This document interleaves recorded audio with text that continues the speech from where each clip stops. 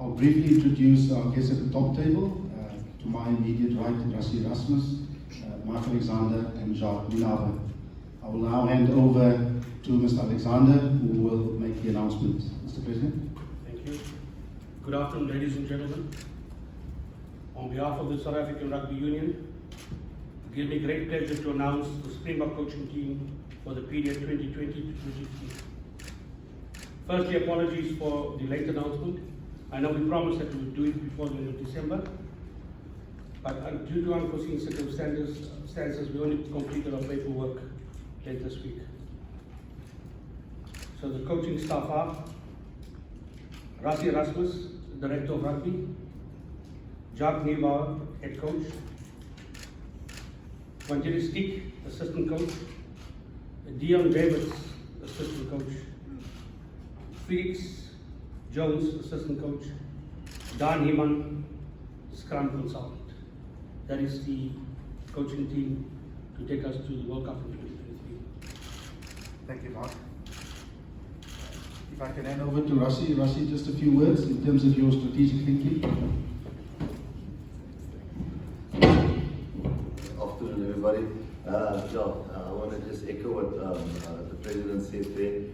Apologies for early announcing it so late in January. Obviously, we have got a rugby mad country, and a lot of things has been in the media and speculations, and a lot of them was right and correct. So, yes, sometimes it's a great thing to have all the support there. But unfortunately, we had to finalize Felix's contract and a few other things. And that's the reason for only being able to announce it today, because we wanted to make sure that everybody was signed and sealed, and we can be sure when we announce the coaching team. Just briefly to explain why we went the route we went. I won't go on too long. If I can start by the relationship between the Director of Rugby and the Head Coach. I'm not going to go into detail about Jacques. I'm sure you'll have some questions around that. Everybody knows when I was appointed as Director of Rugby last year, 2 years ago, it was basically to work with Alistair and Neil Powell and Paul and the junior Springbok coach and all the different programs, the women's rugby and so on, the referees. But then obviously when Alistair moved on, the focus was solely the Springbok team and the World Cup, and obviously that's what we focused on. We all realized that it's impossible to just do both jobs. And just briefly, by appointing a head coach now, it will definitely free up myself to think a little bit, obviously more strategic. When I say strategic, I'm definitely going to have an administrative job where I just sit in the office. If I can just maybe give you simple examples. My role, for example, was if I can take the junior Springboks, it wouldn't be for me to help the junior Springboks win. That would be the job of the junior Springbok head coach. My job there would be for the junior Springboks to be holistically developed, and when they come out on the other side of the junior Springbok campaign, they must be better equipped to be better Springbok rugby players. My job with the SA7s team, the men's team, I wouldn't have the knowledge to be a better coach than Neil Powell, Paul Delcourt, Marius Kum, and those guys. They are the knowledgeable guys and the best coaches in South Africa. My job there would be to help them get the right players released for the Olympics, for the different tournaments. So in every department, the technical department, I know a bit about the technical stuff, but that would be more to make sure that the systems we have serve, what we want to achieve on the field, and that those systems are aligned, that we don't only win the World Cup every 12 years. So I can go on with the referees department. There's certain KPIs. I can't tell referees how to referee, but the way the referees plan, the game model we want them to referee, and how they referee and how they integrate with us, that will be one of my KPIs there. So in short, obviously then my responsibility with the Springbok team is for the Springboks to win, and that will stay the same.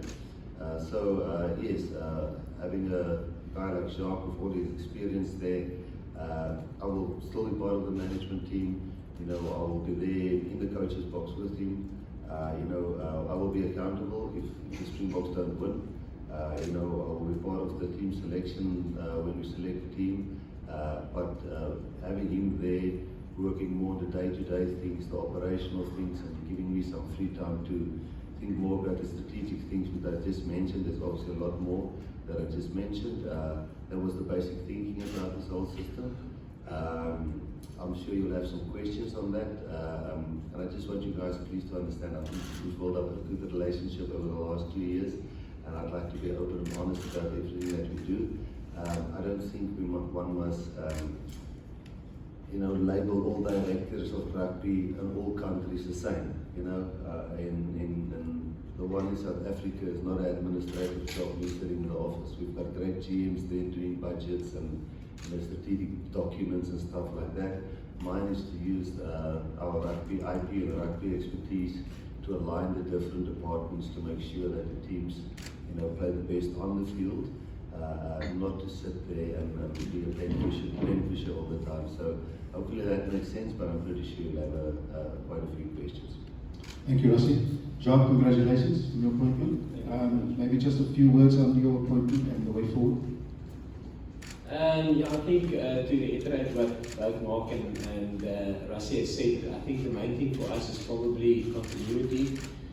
And continuity for me will be the same, will be to drive the strategic goals we had when we came over in 2018, which Rassie has spelled out numerous times, which is probably, he mentioned it again, is for us to win and keep on winning consistently.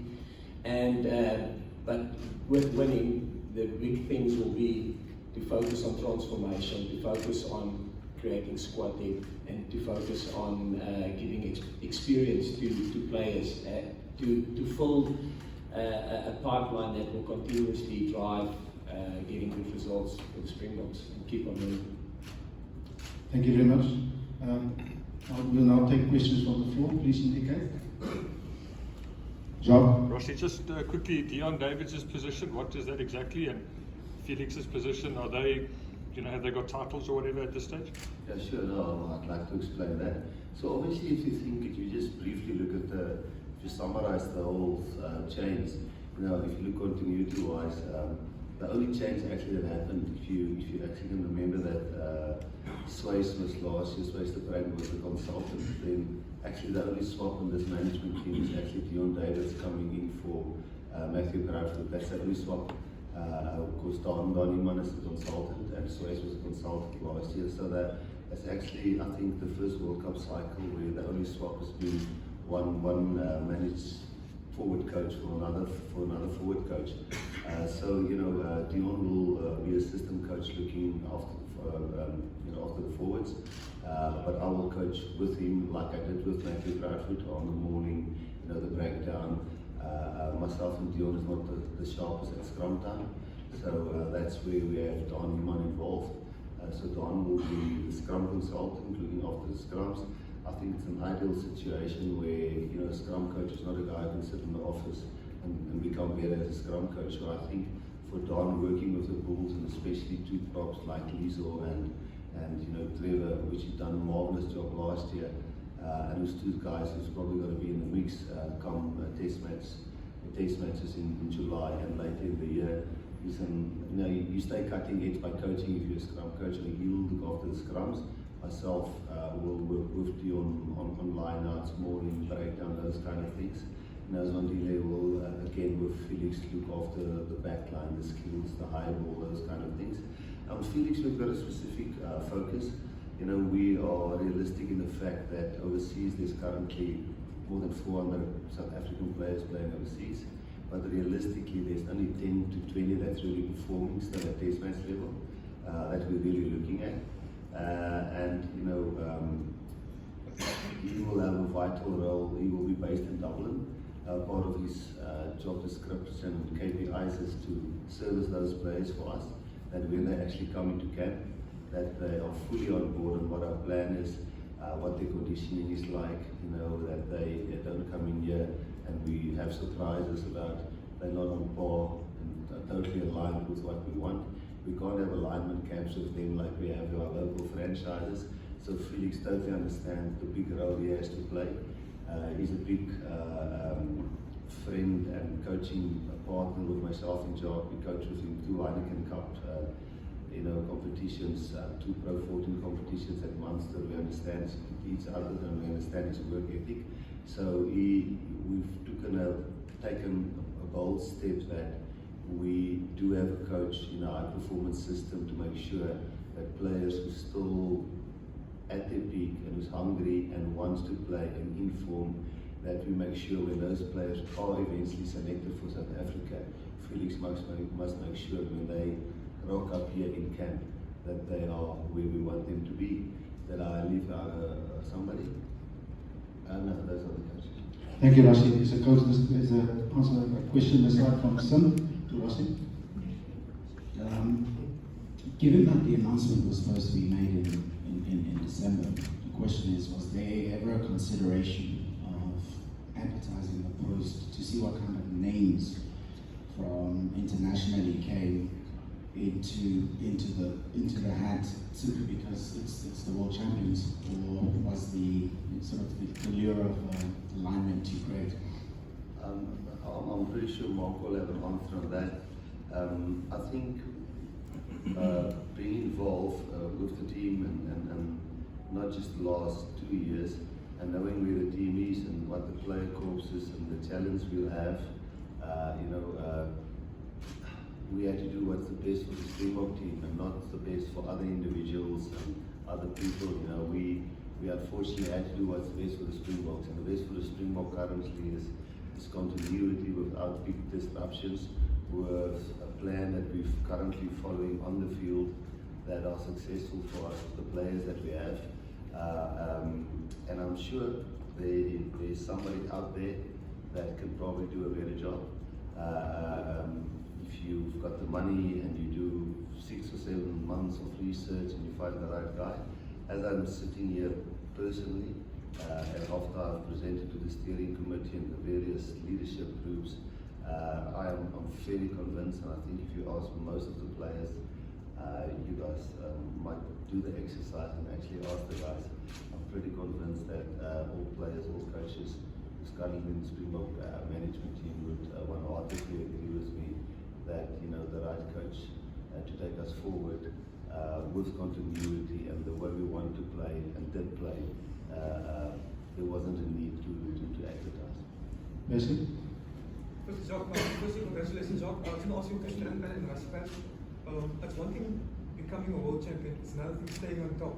Is there a lot of pressure on you taking over the reins now and taking this team forward? And Rasi, first is congratulations to you as well, winning another award, Coach of the Year against a great honor and a great pleasure sitting in your midst today, sir. I'm going to ask you, Rasi, if I look at the squad that you've selected for the World Cup final, sir, and my math is not that good, but knowing what the players are overseas based now, is that the way forward for SARugbym? Is that part of your thinking, or what is the message to players still locally based, or those international players still part of your bigger picture? Thanks, Percy, for the award thing. Mark, do you still want to answer? I'll get finished with Percy, then I'll ask you. Thanks. Percy, if I can take 2 minutes on this one, and excuse me if it takes a little bit long. I think the reality is the following. I think really we've got great pathways, and we'll get a chance somewhere this year to explain to you what we're doing from under 14 level right into SA schools and how we bring with our elite players development pathway, players through the system. I think if you compare our systems currently, for example, with the English system and the New Zealand system and difference in the French system, if you think, for example, what Eddie Jones are currently confronted with, they've got a wonderful system where the elite player development pathway is fantastic. England is very competitive at the Junior World Cup, where our junior Springboks are playing. But then when they get into the Premiership, it's owned by wealthy owners, and 70% of the players are foreign based. We've got 400 players playing abroad. So out of the 12 Premiership clubs, he's got 7 number 9 scrum-offs who's not English qualified. He's got fly-offs who's not English qualified. So you've got the French players who's currently doing very well at junior level, but then the French league, the top league, is filled with South Africans and New Zealanders. So So for the French national team to do really well is extremely tough. So I guess on the one hand, we can moan about it, but on the other hand, we've got almost 3 or 4 maximum of his foreign players playing in our local competition. So I guess you can see it as a negative, but I see it as well as a positive in the following way. Is that all the youngsters coming through, the Fassies, the German-Bosches, the Libbocks, the Naombas, the Jaden Hendricks, there is some Malanis, there is such a tremendous bunch of talent coming through now. When Bakkies Botha left, even Etzebeth came through. Even left, now J.D. Stiekeling and Salman Murat come through. It just always happens like that because we've got a wonderful pipeline. Yes, we do lack experience at Super Rugby level. We've got to be boldly honest with you. If you probably take just the 20 top players who's currently playing in Europe, and you just put a 10 million rand salary amount on it. Currently, the overseas-based clubs are paying 200 million rand for our top players, but they're available for us. And all our local players are available for us. And the players who's playing there is taking up spots for England and the French team for their national teams. So, on the one hand, it's probably not great for us, our local competitions, but the youngsters are coming through. I thought it was a wonderful exhibition of exuberance, fast speed, running game on Saturday at the Marvel. Yes, it will be tough when they play in Super Rugby, but I did a comparison the other day with the Super Rugby coaches when we had a meeting.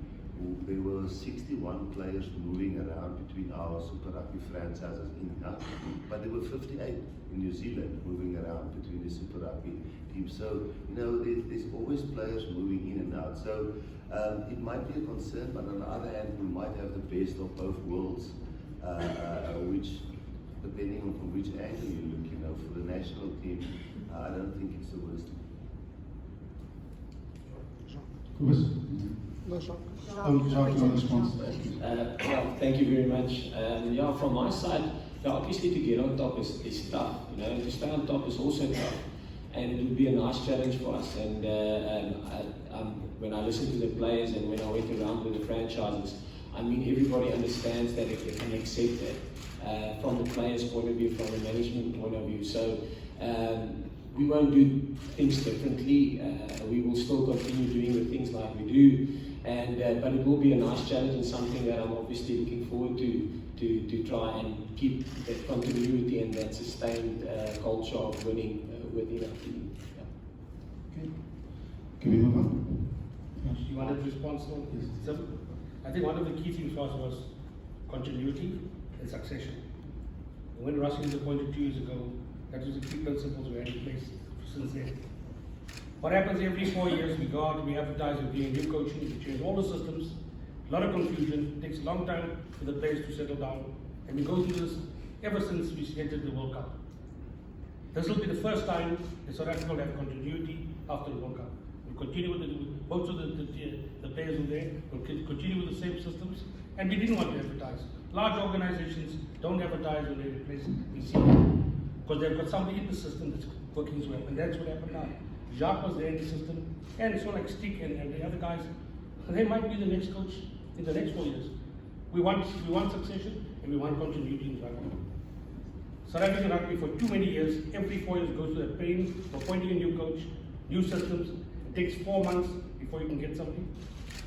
And the time, we don't have the time on our hands. We got in July, we have Scotland arriving, and in 500 days time, we left the British and Irish lines. We need to work swiftly and get a team in place and make sure we have that continuity and have the team working within the system. Rusty, I just want to go back to the new contracting model that you spoke about again. I think it was the beginning of 2019. Yes. When does that come into effect? Especially, particularly as it applies to somebody like a Warren Whiteley, who's of course now sort of out for the whole of the season. How does that affect him? And just remind us really just about that new contracting system and when it takes place. Yes, I'm actually very excited about the new contracting system. Again, as part of the more strategic thinking side of my role as director of rugby, which If I can briefly explain practically, if you guys can understand this, and bear with me if I speak a little bit too much today. But you know, when you're in camp, you know, and you sit for 4 or 5 hours and you plan the next day's training session on the numbers, on the tackle shields, and how many players are going to be there, and who's going to do what drills. Those kind of things will be handled by Jacques now, you know, when a player comes to him. So that takes up a lot of time, and I will be freed up from that now, but I will still sit every night with them in camp, and we'll go through what is the strategy, how we're going to beat these guys, you know, what is the game plan, we'll sign it off together, those kind of things. So I'll be still on full on hands-on. And to give you an example, with the contracting model is one of the things that I could put a lot of time into now. A simple example, you know, we have 14 contracted players which we as SARu own, which we seconded to the franchises which they can use, and then, you know, we had a say over them how many minutes they could play to be ready for Rugby Championship or the June Test matches, which is now the July Test matches. Now, you know, we accepted the fact that we can't keep the Urban Heads benches in $100 just because we don't have 15 million rand. We've got a budget of 60 million or 70 million. You know, if we keep 5 players, our budget is finished. And now we're allowing those guys to pay for our players, but we can still pick the best of them. But now with our money, we've currently contracted 85 players. We're contributing to 85 players. So we still got a few bucks left, and we are expecting that number to go up to 120 players. So, you know, that means that over 120 players, I've sat with all the Super Rugby coaches, again, being freed up because of what Jacques doing, franchise visits and coaching and all of those kind of things. I've sat with most of the coaches. We've discussed every single of those 85 players in terms of conditioning, game time, nutrition. You know, our nutritionist goes around to talk to the players. You know, our S&C coaches goes around. So the plan is for the high performance program at the different franchises, the 4 Super Rugby franchises, and obviously then the Pro 14 franchises for those hopefully 120 players, which we are contributing. We've got an individual agreement on every single player. So if we contribute to a player at Province X and the player is there, we say, listen, we are contributing, but for us contributing, there must be 2 S&C coaches. We must know, I'm currently desperately trying to get a sponsor for all the franchises on the same GPS system, all of them are on the same athlete management system, all of them are on the same, you know, all the technical stuff, so we can actually compare players and training sessions with each other. So those are the kind of things that the new contracting system helps us a lot with. So it's fully in swing. All the franchises is bought in, and all the Super Rugby coaches are really helping us a lot, and we've had no resistance at all. Cobus, and then Marshall. Jacques, are you hopeful that the Springboks will not have a after World Cup bubbles here in 2020? Yeah, obviously, but Jacques will probably determine that. I think it's probably, if you think about it, we last won it 12 years ago, and the big challenge for us is not to get that bubbles again, you know, to get that continuity, the work rate. Still working hard, having a consistency in terms of how we prepare during a week, how we talk to the players while they're at their franchises without interfering with what they are doing at the different franchises. So that will be our challenge. Do we have the answers? Currently I don't. I think this is the way we should go, because I've never been in this position where you won a World Cup and now you have to build and have continuity. So I don't even think the players will have the answers, because the only previous player that has won a World Cup is Frans Steyn, and yeah, he's the only one. So he's the only one that can probably tell us, listen, this is how I try to do it. So as a group, we will have to figure it out as we go on. So 2 questions, one for Rassie, one for Jacques. Jacques, you said you're not looking to change much. Continuity is the big thing, but it is the first time you're going to have a different job title. Does that weigh on you at all, A? And B, your director of rugby has said that he will still be quite hands-on. He's going to sit with you every night at camp. Nobody likes a backseat driver. Are you aware that you guys would have to perhaps relook your professional boundaries and relationship boundaries going forward? That's your question. And then, Rassie, you spoke about you wanting to focus on the holistic development of players and the different feeding streams. And I thought immediately of comments made by John Plumtree last year sometime, where he spoke about how once South Africa really come to terms with harnessing all of the talent it has in all of the far-flung places, and that players like Mapimpi is not a once-in-a-lifetime shot in the dark, as it were, that South Africa and the Springboks will continue to be very difficult teams to win. Is that the kind of belief that you have in mind when you look at your strategy to develop the game going forward and players? Yes, I think Rassie mentioned it, innovation in terms of the appointment of Felix, thinking a little bit out of the box. I think if you look at how Rassie does things from when we work together, sitting on the roof, you know, he was innovative in 2005. So, like you said, the director of rugby role isn't the traditional one that normally will fit. This is an office job type of thing. And again, my head coaching role wouldn't be the traditional. I would not like the director of rugby must sit in the office. He mustn't get involved. And I think that's probably the weird thing for people looking at this. Can you say working relationship? But I mean, it's something that we've discussed at length and that we've talked about, and we've worked together for a long time. And I'm honestly, it would be foolish of me not to tap into Rassie's expertise. If you think about it, I've been in a coach's box twice, once with the Space with the Sunwolves and the other one was with Rassie at the Barbarians. And the funny thing, Rassie will go, job, and I'll sit next to him and the coach and say, yes, Rassie.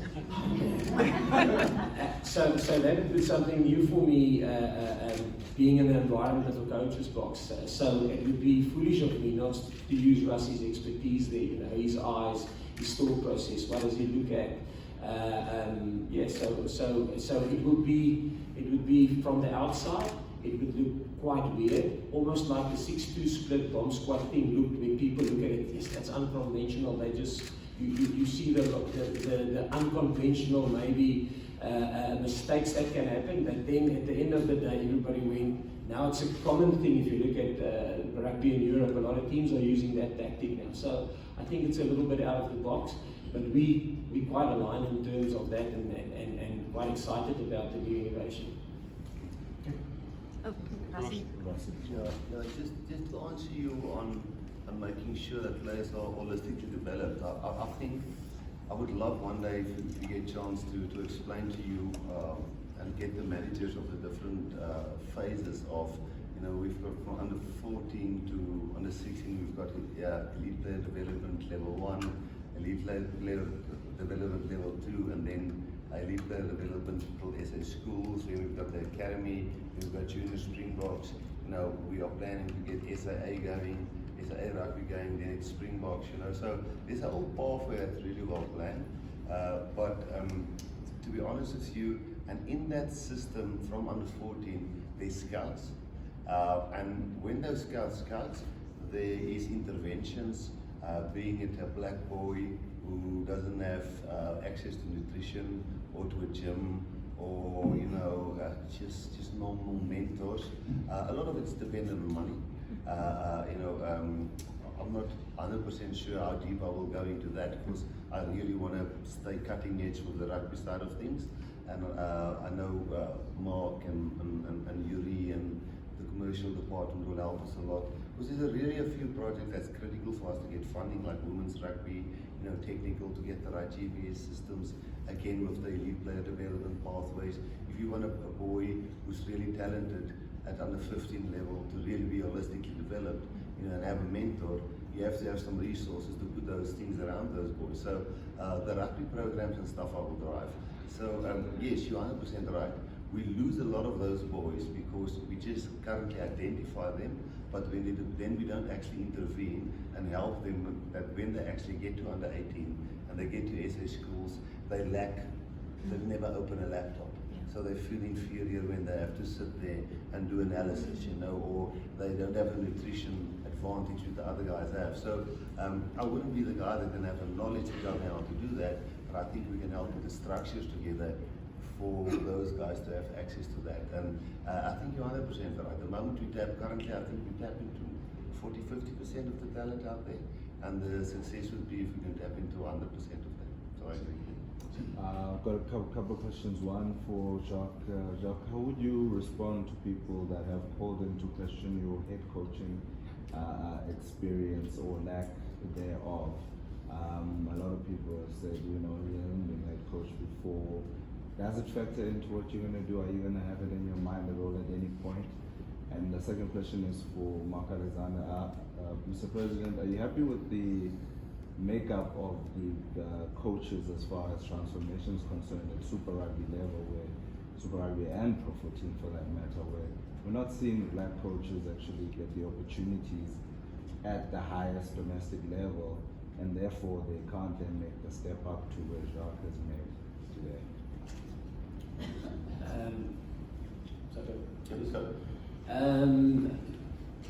People that, the people that say, listen, it's a massive risk in terms of hasn't been a head coach before. What can I say? They're probably right. You know, I can't argue. I haven't been a head coach before, and but I can tell you that obviously I'm not stupid. I understand that's a risk. It's a risk for me, and it's both. It might be a risk for me. It might be a risk for the organisation, and we have discussed between each other how we're going to manage that. That's the only thing we can do, you know, is to try and manage that. But obviously, when Rassie asked me, "Are you? I believe you the right guy to go forward," I wouldn't have accepted if I don't think I can do it. I think if you go back, me starting from being a physio, going into SEC, going into defence coach, I'm the type of guy that like new challenges.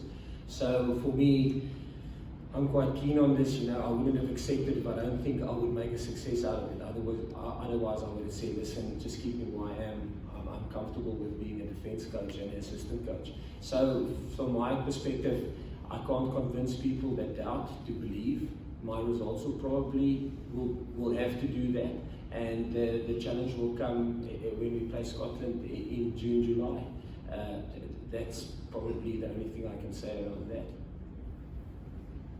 To respond to you about the Springbok coaching team and the management team, I'm quite happy with the makeup. We're not happy with the makeup of our franchises. You know, all the coaches that have come through over the years have come through our system, and I want Rassie just to take you through a couple of names that came through the SARu system.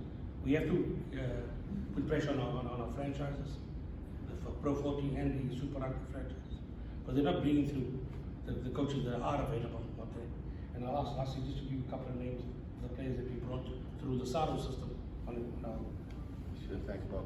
Yeah, I think that just to latch on to Jacques there, on the question that was asked to Jacques, I think, and again, I would ask you guys maybe one-on-one when you talk to any player, any coach that Jacques has coached with, and any player he has coached before, as a friendly challenge or a study or a case, go and ask a question. What has Jacques' role been previously in all teams in terms of what is done in the team environment? I think you'll be pleasantly surprised his responsibility and what he has done there. So that's why I'm very confident that he'll step up and do the job there. So it's a very valid question, and I guess the guy that the only thing that will count is when we run out there against Scotland and get the results. But it's a very valid question. But to lay away your fears or worries, I can guarantee you he's done a lot of head coach roles whilst being in the Springbok environment. To get back to your question on transformation in terms of coaching and coaches coming through, I take you a few examples. Every single coach that's been pushed through to Super Rugby level, SARu has used. When Alistair Coetzee was pushed through to Super Rugby level and eventually made it to Super Rugby level, SARugby took him up and used him and appointed him as coach. When Dion Davis was pushed through to Super Rugby at the highest level, SARugby took him in, used him as a coach. When Zwantile Stick did relatively well as an under-19 coach and won the thing, SARugby took him into the system, used him. So whenever a franchise or a province pushed through or not delivered, that's a better word, delivered any coach of colour at that highest level, SARugby actually took him on board and gave that guy an opportunity. Some of the other coaches which we had in the system, we then eventually went from us down to the franchises. Great examples, this guys like Joey Magali, who was the French coach of the under-20s, was eventually appointed at the franchises. There's the two SA schools coaches now, the one which we appointed, the one is now appointed at the Sharks, the other one is appointed at the Lions. So, Bafana Nhleko, who's the defense coach of the SA under-20, I'm pretty sure it's a matter of time before he gets a gig at one of the Super Rugby franchises. Hayden Goodwich is a coach, he was the analyst, he became the skills coach at the Bulls. Paul True was the sevens coach and he got the Stormers, I think one of their skills coaches there. So unfortunately, I can't say unfortunately, so the first thing is whenever a coach comes through the franchise structures, every single time when a coach got through there, we took that coach into SA structures and used him, like Gion and Sticks and Alistair and so on. We would like to see more coming through. We unfortunately don't have control over that, just like we can't tell them who to appoint as CEO or as, that they run their own franchises. I know while talking to the coaches, and if you look at the Sharks team of all the boys coming through there, they are really committed to transformation. But I agree with you, the head coaches does not currently reflect transformation there. And that does make it tough for us to get guys into the national coaches because just the pipeline is a little bit messed up now. So yes, that's the situation we're in. Thank you. Before we wrap up, Percy, one more question in English and then we go over for an Afrikaans summary. Okay? There's a question on the 50-man side.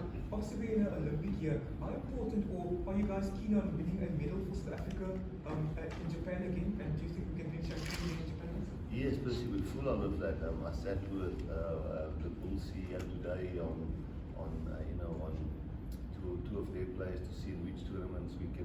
I sat with Neil and Marius and Paul last week to see their needs and how many tournaments players must play to be ready for the Olympics. I chatted to the Bulls today, I chatted to the Lions yesterday, and see can we get Kwacha back into the system to be available there. I chatted to John Dobson on the Rowan and Severus and Natla. So as I say, as director of rugby, I can't tell Neil coach Neil Powell how to coach. He's the knowledgeable guy, him and Paul and Marius. But my job as director of rugby is there to make sure that the best players, the pipeline is available for Olympics. So Olympics is one of our pinnacle events this year. Pinnacle events this year is obviously all the Springbok test matches, number one, and then Olympics, junior Springboks and women's sevens trying to qualify on the circuit, and then obviously the women's 15-man code getting ready for next year's Women's World Cup, which is in New Zealand. That's basically the pinnacle events, which some is just there for us to really have solid performances, some is for gold medals, some is to qualify, and then the Springboks is to try and stay number one in the world. Kort op zijn Afrikaans. Percy?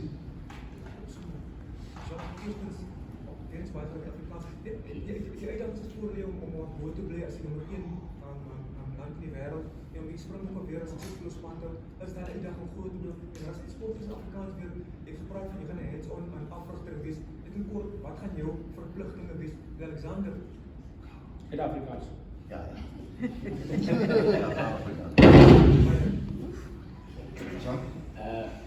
Ja, dit gaan 'n groot uitdaging wees. Dit is moeilik om nommer 1 te raak in die wêreld.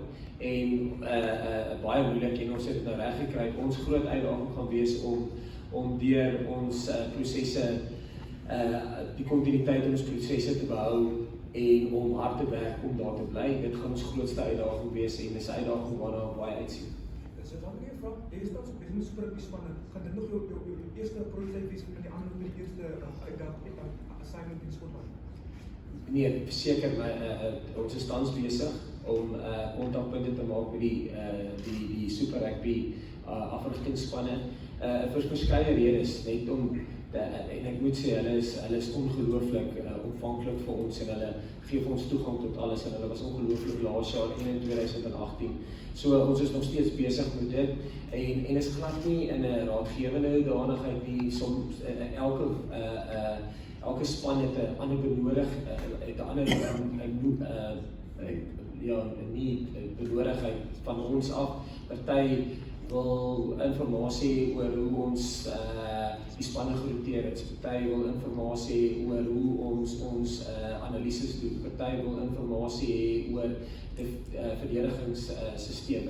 So wat ook al hulle behoefte is en is nie te sê dat ons die antwoorde ken nie, maar ons is oop en openlik oor hoe ons dit doen en dan kan hulle besluit hoeveel van dit wil hulle inkorporeer of nie inkorporeer nie. En baie keer as dit so gaan, is die grootste leer wat jy kry is weet jy is nog op die regte pad. En selfs al is dit daai bietjie kan ek maar sê confidence is dit goud werd.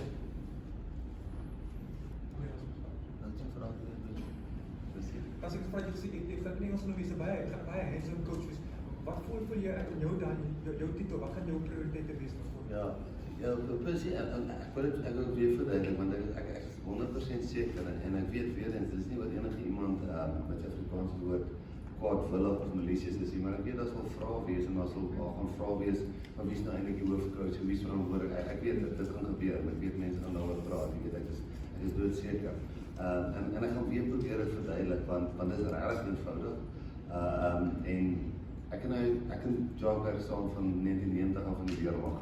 Jy weet, so ons verstaan mekaar, ons debatteer goeders, ons doen wat die beste is vir Springbok Rugby.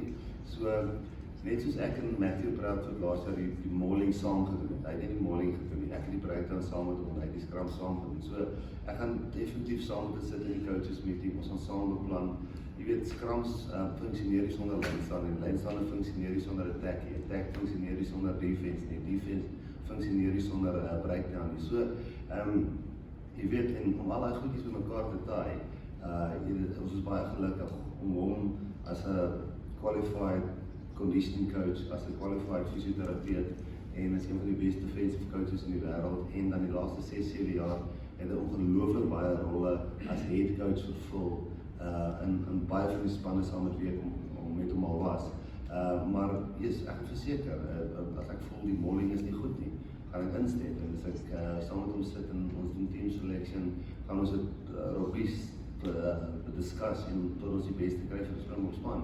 En sonder dat voor ons begin baie stryd daaroor en vra, as die Springbok nie wen nie, stop die bak by my.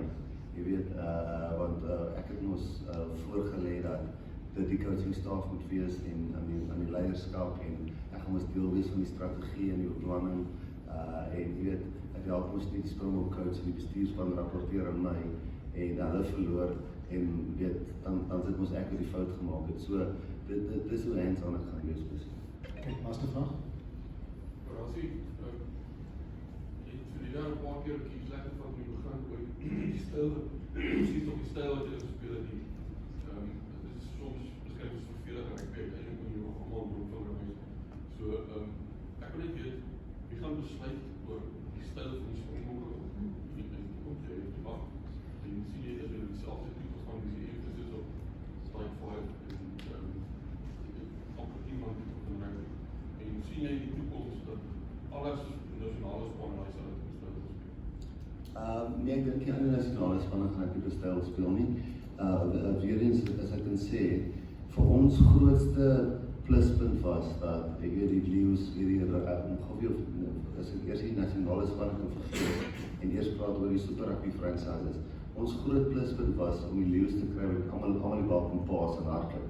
En dan die Sharks te kry wat individual X-factor gehad het en dan die Bulls gekry dat hy als kicking game gespeel het. So, jy soek eintlik 'n klomp ouens by mekaar wat klomp verskillende goed kan doen en dan kan jy eintlik tussen verskillende gameplans rondspeel. So, nee, ons gaan definitief nie wil hê die junior Springbokke moet presies speel soos die Springbokke en die SA skole moet presies speel soos die Springbokke. Ons sal wel wil hê al die fundamentele goeders soos tackle techniek, breakdown werk, hoe hulle skram, al die systemiese goeders moet dieselfde wees, maar die tactiek hoef definitief nie dieselfde te wees nie. Dan die manier waarop ons speel, dit was nooit een persoonsbesluit nie. Ons het ongelooflik baie koppe gestamp, jy weet, dis in my Jacques, Swys, Stokke, Sticks, Felix, Matt, ons het ongelooflik, ons het baie keer kwaad van mekaar geslaap en dan weer die volgende opgestaan en vrede gemaakt, jy weet, en dan die spelers ingekry. Elke ons coaches meeting was altyd ook vir elke liewe speler kon sy opinie aankom hulle gee.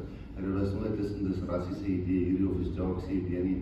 En dit gaan nooit verander, jy weet. Dit gaan 'n oop sessie wees waar ons almal input gee van die spelers, jongste spelers tot die oudste spelers. So die World Cup tot in die World Cup final was nooit net rassiese oor nie. Dit was al die coaches het saam besluit. Ons het die selectors daaroor gepraat, het met almal gedeel. En so ja, hoe die struktuur nou is sal definitief daai metode van besluitneming verander. Thank you, Rassie. That then concludes our press conference.